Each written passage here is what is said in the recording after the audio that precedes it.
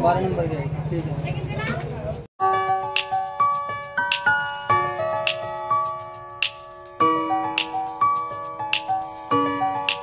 Hi hello नमस्कार. आपल्या चॅनलवरच्या अजून एका नवीन ब्लॉगमध्ये मी वर्षा तुमचं अगदी मनापासून स्वागत करते. तर आज आहे गाई गोऱ्याची बारस म्हणजेच वसुबारस आणि आजपासून दिवाळी खऱ्या अर्थाने सुरू होते. गावाकडे तर खूप साऱ्या वेगवेगळ्या परंपरा आणि रिच्युअल्स असतात आणि त्यासाठीचीच माझी इकडे तयारी चाललेली आहे. तर जेवढं शक्य होते पूर्णपणे गावाकडच्यासारखं सगळंच इथे अवेलेबल होईल असं नाही, पण ज्या गोष्टी शक्य होत आहेत त्या तरी आपण नक्कीच करू शकतो. आणि आपण जर हे नाही केलं तर आपल्या नेक्स्ट जनरेशनला ही लिगसी पास ऑन करण्यासाठी म्हणजे त्यांना हे कसं समजणार की आपणच जर नाही केलं तर. त्यामुळे आपले सण आपण साजरे तर करायलाच हवेत आणि ते एकदम दणक्यात साजरे झाले पाहिजे. आजपासूनच श्रीला सुट्टी झालेली आहे शाळेला, त्यामुळे म्हणजे दिवाळीच्या सुट्ट्या पडल्यात तर आता मुलं फ्री असतात, त्यामुळे तुम्हाला इकडून तिकडे तो पळायला मध्ये मध्ये दिसून येईल. आणि बाळ झोपले आता तर म्हटलं की पटकन आपण पूजा आटोपून घेऊ. बाकीची कामं होत राहतात दिवसभरात, पण पूजा एकदा मागे पडली की मग परत ते मनात पण आपल्या राहतं की पूजा राहून गेली आहे. आणि त्यासाठी नैवेद्याला आज काय बनवलं आहे ते पण पुढे मी तुमच्यासोबत शेअर करतेच. तर अशा पद्धतीने इकडे हे जे पॅच आहेत ना रांगोळीचे ते मांडून घेतलेत मी, आणि इकडे आई आणि श्री पण मला मदत करतायत. या इथं मस्तपैकी दिवे वगैरे क्लीन करायचं चाललंय. श्री दिव्यांमध्ये वाती घालतोय आणि फुलं वगैरे पण आणलेत. तर आता पूजा करायची आम्हाला. आणि पिलू झोपली आहे पण पैंजण वाजायला आई. जुन्या घरी जेव्हा आपण राहत होतो ना तेव्हाची माझी वसुबारसेची पूजा तुम्ही या अगोदर खूपदा पाहिलेली आणि स्त्री खूप मदत करायचा, आजही तो करतो. पण आता बाळ खूप आगाव असल्यामुळे ती झोपल्यासाची सगळी कामं करावी लागतात. तिचं पैंजण वाजलं की आम्ही सगळेच असं हे झालो होतो आता राहिली पूजा म्हणून, पण नंतर तिला थोडंसं हलवलं आणि छान झोपी गेली ती.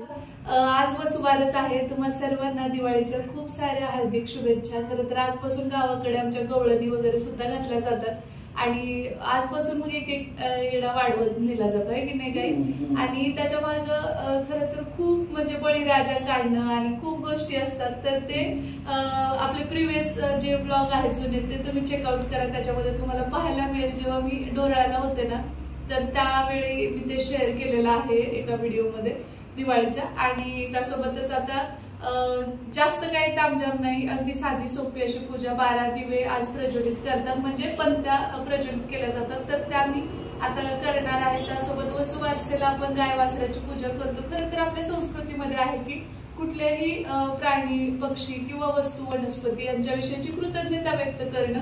आणि आपण जसं नागपंचमीला नागाची कृतज्ञता व्यक्त करतो किंवा बैलपोळ्याला बैलाविषयीची कृतज्ञता व्यक्त करतो, तशीच वसुबारसेच्या दिवशी आपण गाई सकट वासराची सुद्धा पूजा करतो, कारण तिचं सुद्धा अनन्यसाधारण महत्व आपल्या आयुष्यात आहे. आणि ग्रामीण भागातलं जर जीवन तुम्ही बघाल तर त्याच्यामध्ये तर इतकं म्हणजे महत्व दिलं जातं, कारण की म्हणतात एका गाईमध्ये 33 कोटी देव वास करतात आणि गाईचं नुसतं दर्शन केलं तर 33 कोटी देवांचं दर्शन केल्यासारखं असतं असं म्हणतात.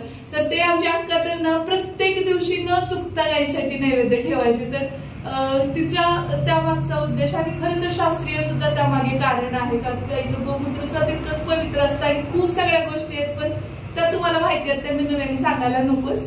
तर इथे काय आता गायीची पूजा करणं, प्रत्यक्ष जिवंत गायीची पूजा करणं शक्य नाही, त्यामुळे मग माझ्याकडे एक छोटीशी मूर्ती आहे गाय वासराची, तर जी मी महाद्वार रोडच्या तिथनं खरेदी केलेली आहे आणि 2-3 वर्ष झालं मी त्याचीच पूजा करते. तर आता छानपैकी पूजा करू. उद्या धनतेरस असणार आहे आणि उद्याच्या दिवशीचा स्पेशल असा ब्लॉग येईलच, पण आज तुर्तास आता मी हे सगळं आवरून घेते. बाळ झोपले तोपर्यंतच हे सगळं करून घ्यावं लागणार आहे. हे तर ड्युटीला गेले त्यांना कोणी येऊ शकत नाही. जस्ट एक 10 मिनिट आले, जेवण केलं की लगेच ते पळाले. आणि साहजिक आता जेवढे जास्त सण तेवढे जास्त त्यांचा लोड वाढलेला असतो, तुम्ही समजू शकताच. आणि जे कोणी पोलीस बांधव बघतायत त्यांना माहितीये की कसं असतं स्वरूप ड्युटीचं ते.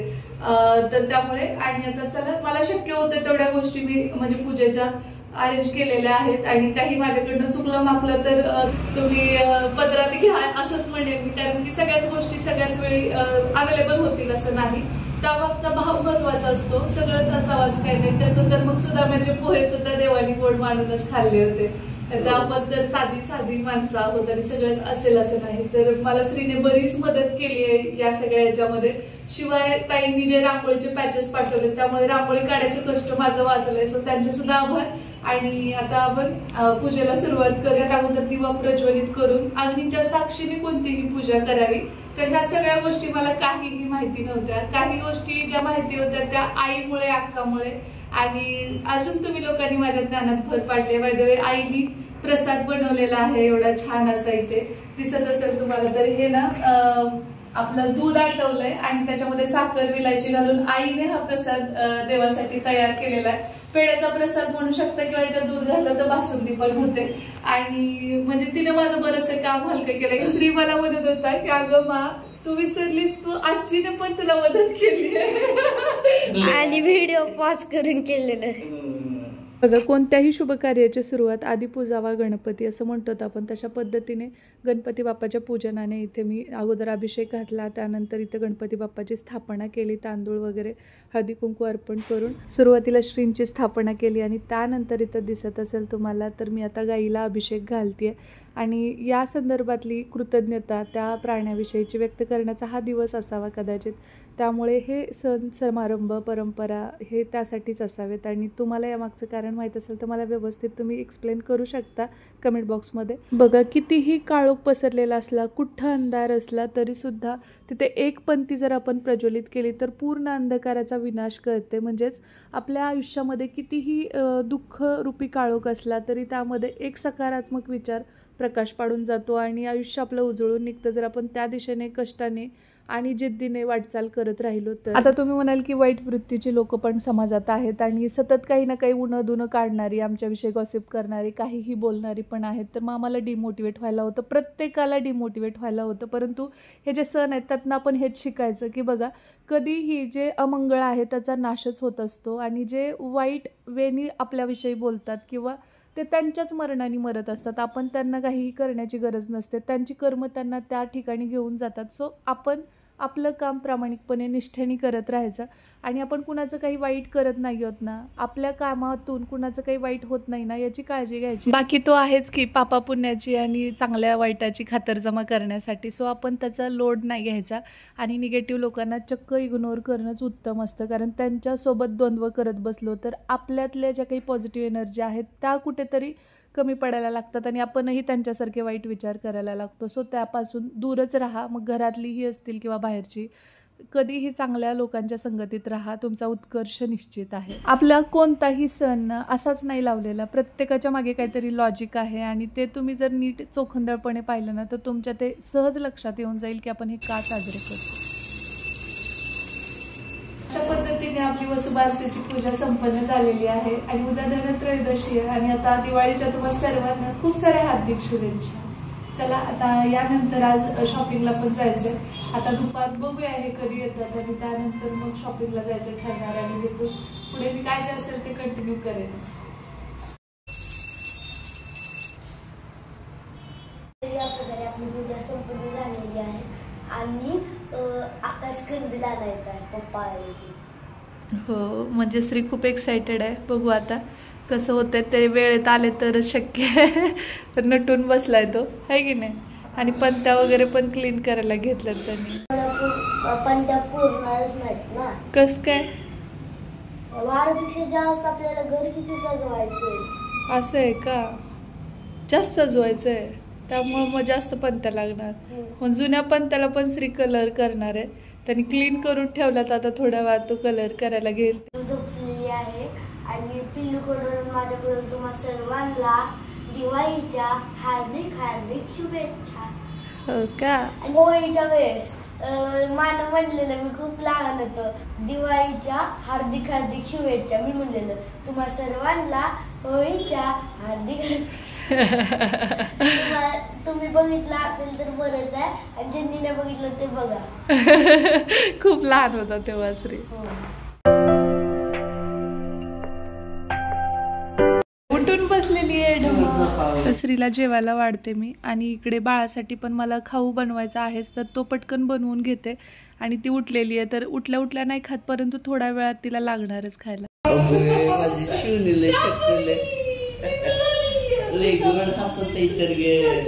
झोपीतून उठलं वाईनं घेतल्यावर तर इतकं खुलून हसतंय.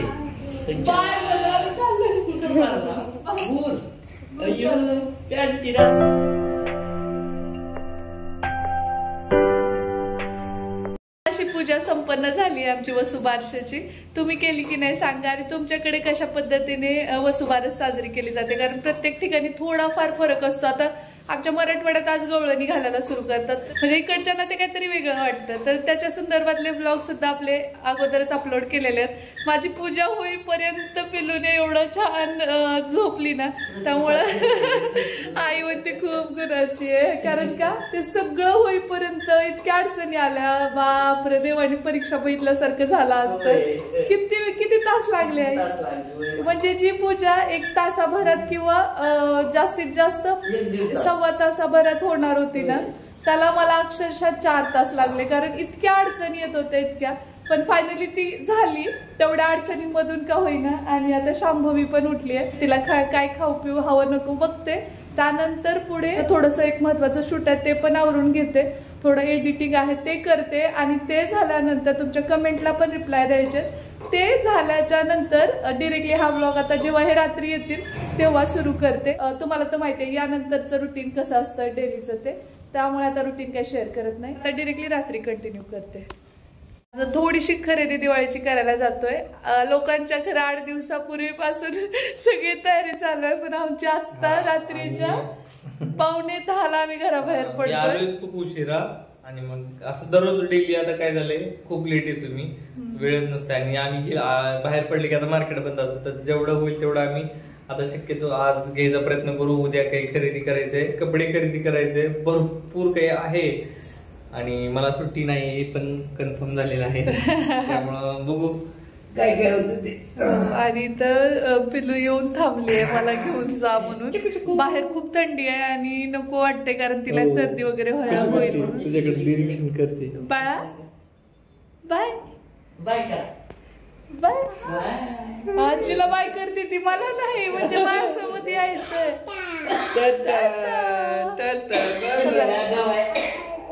आणि लिस्ट वगैरे पण केली आम्ही, आणि गंध असा सगळा पसरवून ठेवलेला आहे असा पूर्ण, कारण आम्हाला ते ठेवायचंच नसतं. कुणाशी बोलतेय आई, तिला माहितीये कुणाशी बोलते, माहितीये की नाही बाबू. कुणाशी. तर चला आता बघूया काय काय म्हणजे शक्य होतंय. आता मार्केट उघडं असेल, सगळं शॉप उघडे असतील तर बऱ्यापैकी घेऊन येऊ सामान, कारण उद्या परत रात्री ह्याच वेळेला वेळ मिळणार. दुपारी तर काय जेवण करून लगेच हे जातात आहे ना, सो त्यामुळे मग आता निघतोत आम्ही. रात्रीच्या 9:45 वाजता आम्ही घराच्या बाहेर पडतोय खरेदीसाठी. पिल्लूला आता आई झोपी घालतीये. श्री काय आता समजूतदार झालाय, तो म्हटलेला की बाळाची मी काळजी घेतो मा, तुम्ही जाऊन या म्हणून. लिस्ट तर केलीये मी, पण त्याच्यामधल्या काय गोष्टी मिळतात आता ते डिपेंड करतं मार्केटवरती. तसं तर दिवाळी म्हणलं की बराच वेळ चालू असं 11 पर्यंत असेलच आहे ना, पण आपल्याला इथून तिथं जायला 10:30 वाजतील. आता जी मिळते ते घेऊन या, एक टप्पा म्हणजे सुरुवात होईल, बाकी जरा चिडायचं कमी होईल, कारण माझ्यामुळं दिवाळीचं सगळं. ब्लिंकिट वरनं आपण ऑर्डर करू शकतोय बरं का, पण आमच्या लय महाग आहे ते. महाग आहे कसं आपल्याला ते. तर बघा पश्चिम महाराष्ट्रात त्यातल्या त्यात कोल्हापूरमध्ये ना खूप छान असे किल्ले बनवले जातात. लहान मुलं उन्हाळ्याच्या सुट्टीमध्ये हा उपक्रम राबवतात आणि आपले जे काही गड किल्ले आहेत तर त्याची प्रतिकृती साकारण्याचा प्रयत्न करतात. आणि त्यासाठी खूप सारे मावळे तोफा सुद्धा तुम्हाला इथं दिसून येतील. त्यासोबत पंत्यांनी सुद्धा सगळा बाजार गजबजून गेलेला आहे. त्यातल्याच काही पंत्या घेण्याचा मोह मला काही आवरलेला नाही, त्यामुळे मग मला खूप छान वाटलं. एकदम क्यूट असलेल्या आणि युनिक पंत्या मी घेतलेल्या आहेत. आणि मेन म्हणजे त्या कुंभारीण मावशी आहेत, हे जेव्हा मला समजलं तर म्हटलं की आपण कारागिराकडनंच घेऊया, व्यापाऱ्यांकडनं घेण्यापेक्षा 4 पैसे त्यांनाही मिळतील, आपल्यालाही थोडंसं समाधान लाभेल.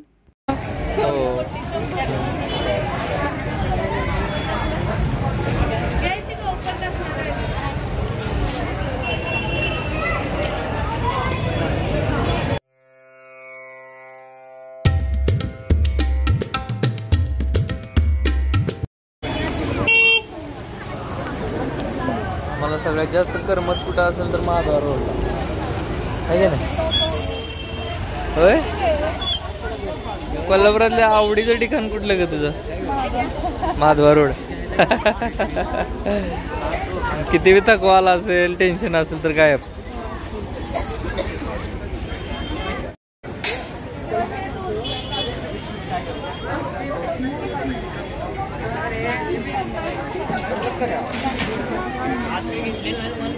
दोन वेगवेगळे फ्लेवर आहेत वाटतं.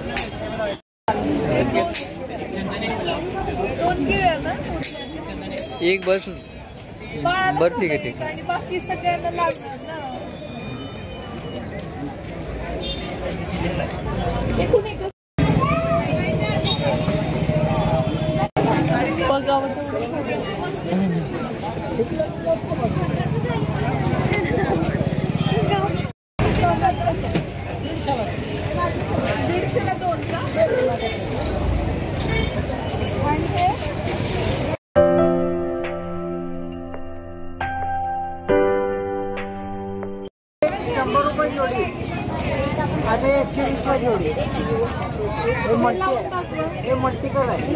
मल्टी कलर आहे का? दाखव. बघा सकाळी उठल्यानंतर जी एनर्जी लेवल असते ना जितकी हाय तेवढी रात्री राहत नाही. मला तर खूप लो फील होत होतं कारण सकाळी म्हणजे दररोजची तर कामं आहेतच, त्यामध्ये क्लास, त्यानंतर यूट्यूब, त्यानंतर बाळ आणि मग त्यासोबतच आज तर पूजा पण होती, त्यामुळे खूपच लो फील होत होतं आणि बाहेर यायचंच नको असंच माझं होतं. परंतु ही शॉपिंग पुढे ढकलण्याजोगी नव्हती कारण पूजेसाठी वगैरे बरंच साहित्य लागणार आहे उद्यासाठी सुद्धा, तर मग मला आज येणंच होतं. आणि जेव्हा मी इथं आले ना माझा मूड इतका रिफ्रेश झाला, म्हणजे इतकं फ्रेश वाटायला लागलं मला. आणि कधीही मला जेव्हा पण लो फील होतं तर मी जेव्हा पण महादेव रोडला येते मला जस्ट शॉपिंग करून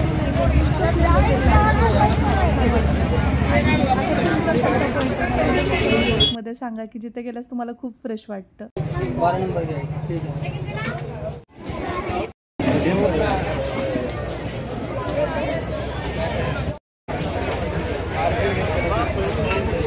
घरातून निघताना असं वाटत होतं की बाबा आता काही कुठला स्टॉल असेल की नाही, सगळं निघून गेले असतील घरी, परंतु इथं आल्यास कळालं की खूप गर्दी होती, म्हणजे आमच्यासारखेच बरेचसे जण असतात. आता सध्या महाद्वार रोडला आहोत.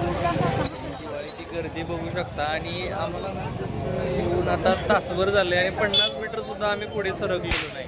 म्हणजे वर्षा एवढं दंग होती इथं आलं की मार्केटमध्ये. खूप आवडतं महाद्वार रोडला खरेदी करायला वगैरे. आणि एकदम महाद्वार रोडला शॉपिंग कुणाकुणाला आवडते कमेंट करून सांगा. आणि आणखी बरंचसं पुढे जायचं मला वाटतं 1-2 वाजतील. आता जस्ट श्रीचा फोन आलेला की बाळ झोपलंय, तर आता आम्ही निवांत आहोत आणि आता पुढे कंटिन्यू करू आपण. घरून निघताना आहे ना एकदम बोर होत होतं तिला आणि चालत आहे ना बघा गुंतलं तिकडेच बघा मी पुढेच आहे आणि मागं पाठीमाग मी पुढे जातोय. तू कुठं थांबते सांगत तरी जा. हा अरे काय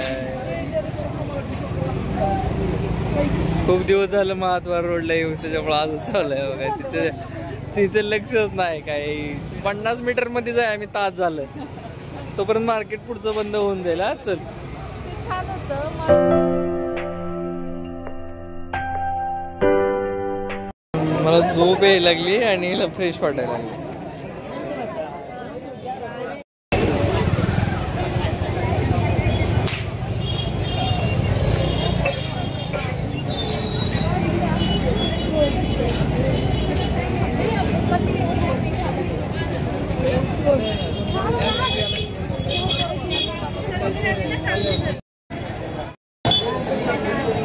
मला नाही समजत. दोन्ही पाहिजे दोन्ही घे.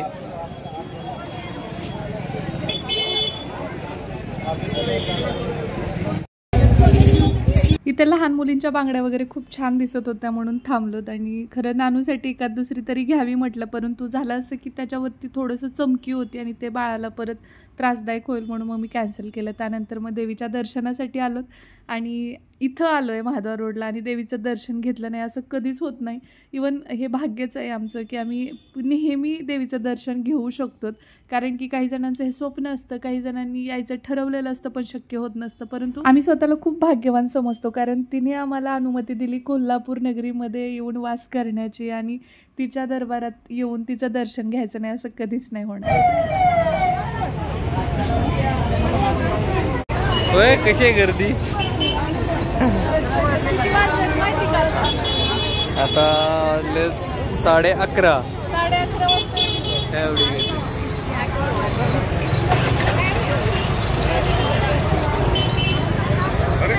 घरी, आणि घरी म्हणजे लिपूमध्ये होत आणखी. आणि आत्तापर्यंत मार्केट चालू आहे बाबा, काय नुसतं गजबजाटच आहे की नाही. आणि जागीच आहे ती. अगं आता अजून चालूच आहे. आजीनच तुमच्या दोघांसाठी खायला आणलंय आम्ही. आणि इकडे बघा कसं निघून चाललंय 2 मिनिटाच्या आत. फोन करून गेलो होतो घरातून पण, आणि सगळ्यांनी जेवण केलेलं होतं, पण नसरीला पावभाजी जरा जास्तच आवडते आणि तो जागा होता. आम्ही मगाशी व्हिडिओ थोडी चांगली नव्हती. की चांगली नाहीये. मी काय काय आणलं ते आता उद्या दाखवते, काय खरेदी केले ते, कारण आता उशीर खूप झालाय. बाळ झोपलंय आणि बोलायला लागलं की मग ती उठणार. श्रीला पावभाजी आणली आहे, तो पावभाजी का थोडासा दिला. अच्छा, तर चला या नोटवर हा व्लॉग मी इथेच थांबवते. केली आम्ही बऱ्यापैकी शॉपिंग, पण म्हणजे दुकान वगैरे उघडे होतेच, पण तरी मर्यादा पडतात, कारण तेवढ्या वेळेमध्ये आवरायचं, परत वेळ व्हायला म्हणून लवकर घरी यायचं. बाळ घरी आहे कसं काय असं थोडं, आई आहेच किंवा मग स्त्री पण काळजी घेतो, पण तरी पण एक असतं. सो अशा पद्धतीने आजचा हा व्लॉग मी इथेच थांबवते. आणि काय आणले हे उद्याच्या ब्लॉगमध्ये तुमच्यासोबत शेअर करते. काही गोष्टी घेतलेल्या आहेत त्यामध्ये, खास करून पणत्यांमध्ये, आणि खूप दिवसापासूनची माझी इच्छा होती ती सुद्धा एक गोष्ट घेतलेली आहे मी. मागच्या वर्षी पण ती हातात घेऊन ठेवली, त्याच्या अगोदरच्या वर्षी पण या वर्षी घेतलीच. तर काय ते पण पुढे दाखवेन तुम्हाला. सो चला या नोटवर आजचा हा व्लॉग मी इथेच थांबवते. भेटू आपण लवकरच उद्याच्याच नवीन व्लॉगसोबत.